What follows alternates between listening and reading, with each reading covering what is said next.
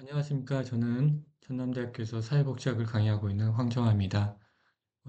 오늘은 여러분과 함께 복지협치의 이론과 실천에 대해서 살펴보도록 하겠습니다. 먼저 협치의 필요성과 목표, 그리고 복지협치의 개념과 기본 원리, 그리고 협치의 과정 및 절차에 대해서 차례대로 살펴보도록 하겠습니다. 먼저 협치의 필요성입니다. 오늘날 협치는 다양하고 복잡한 사회 문제 해결을 위해서 협력적 접근이 필요할 때 협치를 하게 됩니다.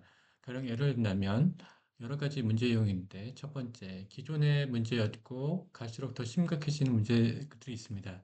폐기물이라든가 환경오염, 범죄 식량 문제들입니다. 그리고 기존의 문제였지만 시장과 정부가 해결하지 못한 난제들이 있습니다. 지구온난화라든가 보육 양극화, 지역 공동체, 저출생, 그리고 자연재해 등입니다. 하지만 최근에는 기존에는 없었던 새로운 사회 문제들이 발생하고 있습니다. 기후위기라든가 불평등, 디지털 양극화, 지역 소멸, 그리고 이동권, 동물복지 등입니다. 이러한 다양하고 복잡한 사회 문제를 해결을 위해서는 다양한 구성원들이 참여하는 협력 조건이 필요하게 되었습니다. 두 번째는 지역 내 다양한 자원의 효율적 활용의 문제입니다. 지형에는 다양한 자원들이 있습니다. 하지만 그런 자원들이 적절히 활용되지 못하고 사장되어져서 지역 주민들에게 공익적인 목적으로 활용되지 못하는 경우가 있습니다. 그래서 지역에 존재하는 다양한 자원들을 잘 적절하게 활용해서 지역 주민들의 복지 향상을 위한 서비스를 향상을 위한 적절하게 사용하는 것을 말합니다. 세 번째는 성숙한 시민민주주의 심화입니다. 시민 참여를 통한 성숙한 민주주의 심화와 발전을 도모할 수가 있습니다. 네 번째는 지역의 지속 가능한 발전을 요하기 때문에 그렇습니다. 지역 사이의 지속 가능한 발전을 위한 공동체 기반을 위해서 협치는 반드시 필요합니다. 이런 협치의 역사는 과거 1970년부터 현재에 이르기까지 다양하게 전개가 되었었습니다. 1970년대와 80년대는 여러분 아시다시피 권위주의 군사 독재에 맞춰서 민주화 운동 과정에서 시민사회 영역에 확장되어지는 그런 경과를 거쳤습니다. 그러다가 1987년 6월 항쟁으로 민주화를 이룩한 후 지방자치제 제도가 90년 초에 시행이 됐습니다. 그리고 2000년 들어와서 2003년에는 행안부의 주민참여 예산제도의 실시, 그리고 2014년부터 지역 단위의 주민자치회를 통해서 주민의제와 주민총회 등 주민들이 적극적인 참여를 확대하는 그런 흐름들이 있었습니다. 그리고 2016년에는 서울시 민간협치 활성화 기본조례가 처음 제정되었고요. 그리고 2001년 현재는 7개의 광역자치단체가 민간협치 기본조례를 제정해 있습니다. 그리고 32개 이상의 기초단체가 민간협치 기본조례를 제정하여 운영하고 있습니다. 그러면 협치의 개념은 무엇이냐? 먼저 협치의 개념은 흔히들 이제 학술적으로는 거버넌스와 유사한 용어로 사용되며 정치학, 행정학, 그리고 사회 정책 분야 등에서 동일한 개념으로 주로 활용합니다. 그러면 거버넌스는 어떤 개념이냐 하면 과거 이제 고대 그리스어에서 거버넌스의 개념은 조종하다, 안내하다, 그리고 향하다와 같은 뜻을 갖는 키버나라는 단어에서 유래했다고 합니다. 그리고 1990년대 우리나라에서는 소액주주 운동이라든가 그리고 사회이사 제도가 한국 기업에 도입되면서 많이 회자가 됐던 개념이 거버넌스입니다. 그러다가 시민이 공공 영역에 무엇이 필요한지를 말하고 그리고 어떻게 해결할지를 결정하는 데 적극적으로 참여하기 시작하면서 시민사회 영역에서 공공정책 참여 경험이 쌓이고 보다 주도적으로 개입하라는 욕구가 확장되었습니다. 그 결과 국가 주도와 시장 중심을 넘어서는 대안적인 공공성 확보 시스템으로 거버넌스, 즉 협치 개념이 본격적으로 등장하게 됩니다.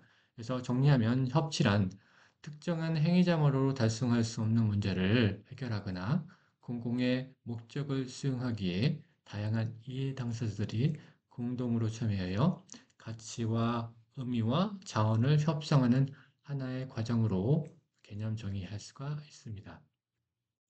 그리고 협치의 개념은 다양한 학자들에 의해서 연구가 되어졌는데요. 먼저 로스 같은 경우는 협치는 좋은 거버넌스, 그리고 어, 셀프 오거나이즈, 자가 조직된 네트워크로서의 거버넌스라는 개념으로 소위 말하는 기업의 지배 구조의 민주화에 대한 개념으로서 활용을 했습니다.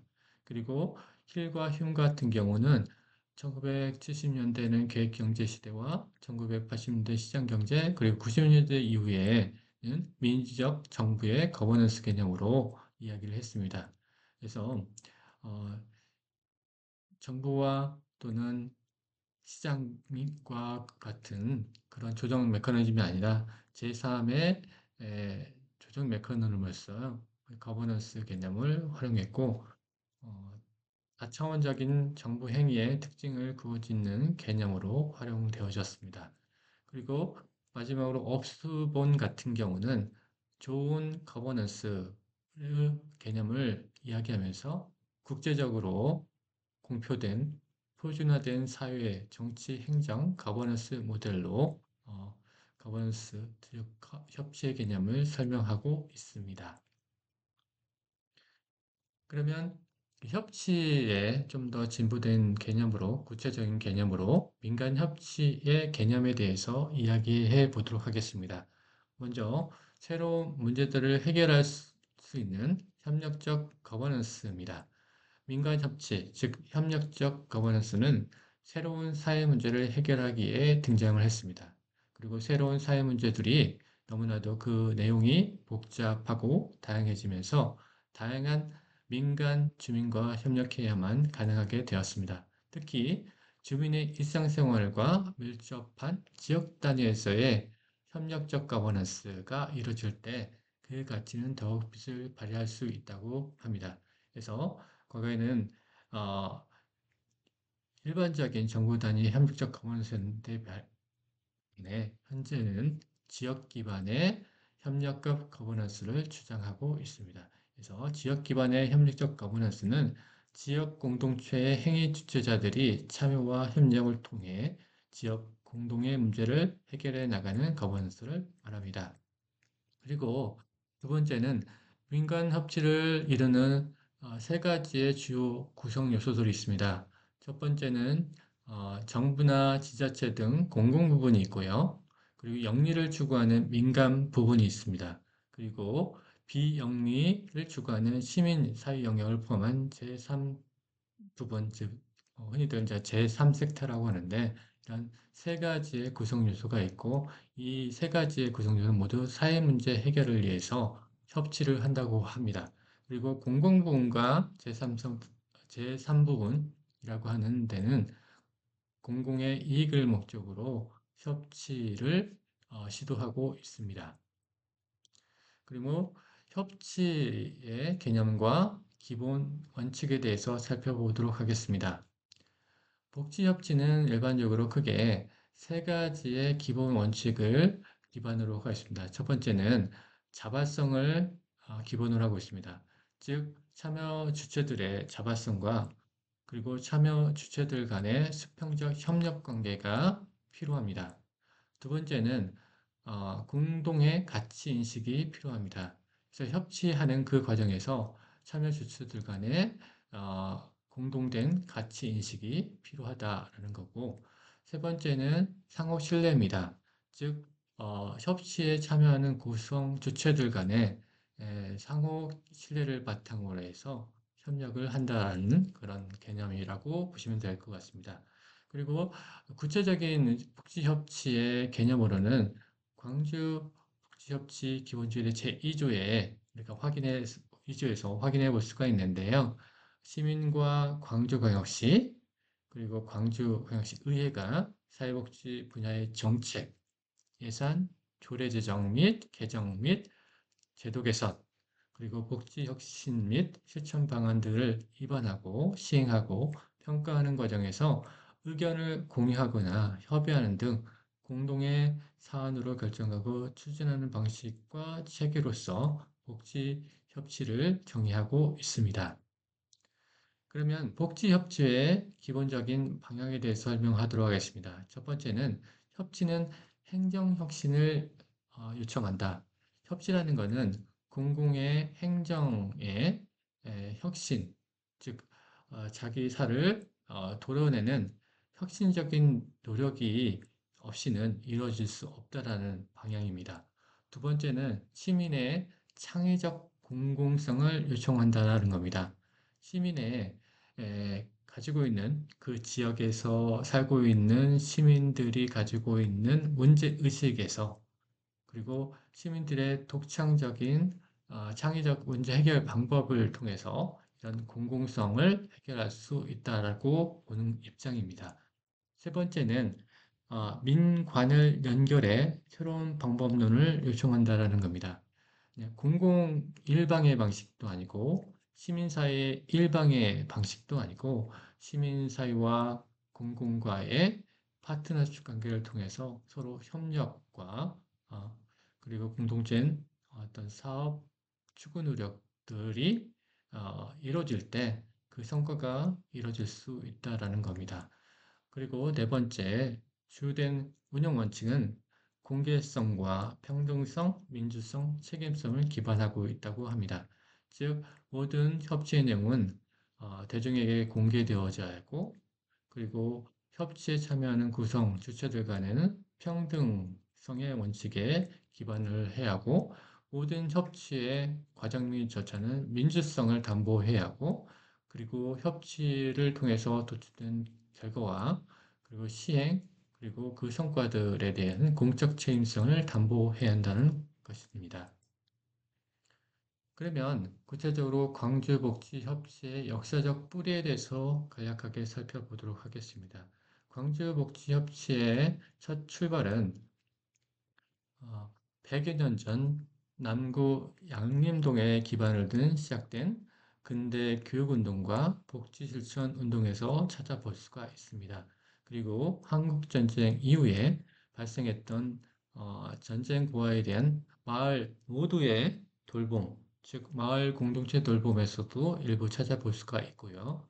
오늘날에 와서는 현대에 와서는 5.18 민주화 경험을 하면서 그 협치에 값진 역사적 경험을 한 사례가 있습니다. 즉 1980년 5.18 광주민주화운동 당시에 시민들이 같이 주먹밥을 나누면서 5월 광주의 대동세상의 정치인을 꿈꿨던 그 역사적 뿌리를 두고 있다라고 보시면 될 것 같습니다. 그러다가 2018년 3월에 와서 전국 최초로 광주복지협치 기본조례를 제정했습니다. 그래서 이 내용은 광주광역시의 복지정책의 의제 발굴, 그리고 정책 및 예산 수립, 그리고 결과평가 등 모든 과정에서 민, 관, 정 협치를 활성화하여 시민의 자치 실현과 복지 형상에 기여하는 것을 목적으로 수행하고 있습니다. 그리고 구체적인 협치의 목적으로 광주광역시의 복지협치 기본조례를 살펴보도록 하겠습니다. 광주광역시 복지협치 기본조례의 목적으로는 시민의 자치 실현과 삶의 질 향상에 이바지한다라고 하고 있습니다. 즉, 사회복지 분야의 의제와 발굴 및 정책 입안, 그리고 예산 수립 및 시행, 정책 평가 및 반영 등 복지 정책의 모든 과정에서 공공성을 강화하기에 복지협치 활성화에 필요한 사항을 규정함으로써 시민의 자치 실현과 삶의 질 향상에 이바지한다라는 것을 목적으로 두고 있습니다. 그리고 복지협치의 주된 내용으로 살펴본다면 먼저 복지협치 역량 강화를 교육을 실시하도록 하고 있고요. 그리고 국내 복지협치 사례조사 및 연구, 그리고 모니터링, 그리고 복지협치 유관 조직 간 네트워크 구축, 그리고 시민 참여 확대를 위한 홍보, 그리고 복지협치를 위한 공청회 및 포럼 및 간담회 개최, 그리고 복지협치 사업의 집행 및 관리체계 구축 등을 주된 사업의 내용으로 삼고 있습니다. 그러면 복지협치의 기본 원리는 다음과 같이 우리가 이야기해 볼 수가 있습니다.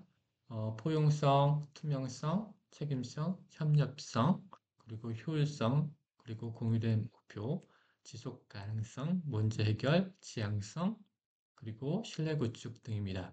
먼저 포용성은 어, 모든 문제를 두루 섭렵하고 그리고 차별하지 않는을 의미합니다. 그리고 투명성은 복지업치를 수행하는 모든 과정이 모두에게 투명하게 공개되어져야 한다는 거고요. 책임성은 협치의 과정과 그리고 결과까지도 모두에게 공공의 책임성을 요한다라는 겁니다. 그리고 협력성은 참여 주체들 간의 공동의 노력 그리고 공동의 기여를 위해 서로 협력한다라는 걸 의미하고요. 그리고 효율성은 한정된 예산과 자원, 인력 등을 감안해서 사업을 진행해야 한다는 그런 원칙입니다. 그리고 공유된 목표는 협치는 구성원들의 합의 그리고 토의 과정을 통해서 공유된 목표를 지닌다라고 하고 있습니다. 그리고 협치는 일회성 사업이 아니라 지속 가능한 지역사회 사업으로서 지속적으로 추구할 수 있을 때 의미를 지닌다라는 겁니다. 그리고 협치의 성과는 지역의 다양한 문제 해결을 전제를 두고 있다라는 문제 해결 지향성에 두고 있다라는 겁니다. 그리고 이 모든 과정에서 협치에 참여하는 모든 주체들 간의 상호 신뢰를 기반해서 이루어져야 한다는 기본 원리의 원리를 두고 있다라고 보시면 될 것 같습니다. 그리고 협치의 범위입니다. 협치의 먼저 주체는 정부라든가 민간, 시민, 사회 등 다양한 주체가 참여하는 정도고요. 그리고 협치의 목적은 문제 해결, 그리고 정책 개발, 그리고 사회 변화 등 다양한 목적을 위한 협치가 이루어진다라고 보시면 될 것 같습니다.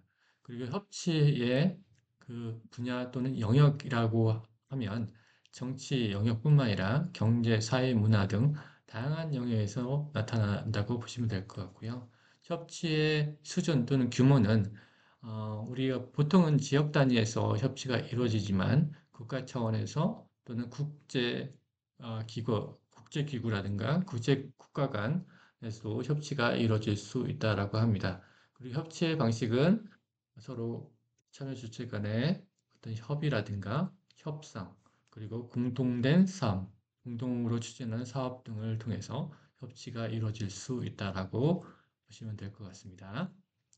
그리고 협치의 과정 및 절차입니다. 협치의 과정 및 절차는 먼저 지역 의제를 발굴하고 그리고 이렇게 발굴된 의제에 대한 참여 대상들 간의 충분한 수기 과정을 거치고요.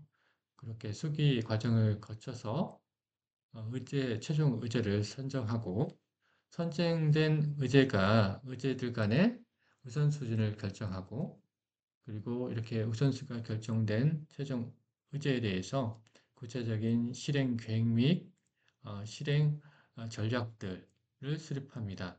그리고 사업을 진행한 이후에는 사업의 성과를 모니터링하고 그리고 최종적인 지역사회 파급 효과라든가 영향들을 평가를 합니다. 그리고 그 결과를 최종적으로 공유한다라고 보시면 될 것 같습니다. 그 과정을 하나씩 살펴보도록 하겠습니다. 먼저 지역 의제 발굴입니다. 지역의 의제 발굴은 보통 우리 협의체, 사회복지 협치를 담당하고 있는 사회 기관의 홈페이지를 통해서 의제를 공모하고 시민 제안을 받는 식으로 일단 이루어지고요. 그리고 협치위원회에는 세부적인 분과위원회를 구성해서 운영하고 있습니다. 그래서 구체적으로는 지역복지분과, 장애인분과, 보육아동분과, 청소년분과, 그리고 여성가족분과, 노인분과, 정신장애 분과 등을 세부 분과위원회를 통해서 지역의 다양한 복지와 관련한 지역 의제를 발굴하는 그런 노력도 거칩니다. 그래서 시민에 의한 제안을 통해서 의제를 접수를 받거나 또는 다양한 분과위원회를 통해서 다양한 주제에 관련한 그리고 현안에 관련한 어떤 지역 의제를 관련한 의견을 수렴하는 절차를 거친다라고 보시면 될 것 같습니다. 두 번째는 발굴된 의제에 대한 수기 과정입니다. 분야별 분과위원회를 통해서 세세하게 검토 과정을 거치고요. 그리고 관련 전문가나 시민 등의 의견 수렴이라든가 그리고 어, 발굴된 의제가 실현 가능한가를 충분한 수기 과정을 통해서 그 적합성을 검토하는 그런 절차를 시행합니다. 그리고 세 번째는 이렇게 그 발굴된 의제에 대해서 우선순위를 결정합니다. 보통은 시민회의를 통해서 그 최종 의제의 순위를 결정하게 됩니다. 그래서 시민이 이 과정에서 적극적으로 참여해서 그 우선순위를 결정하게 되는 거고요.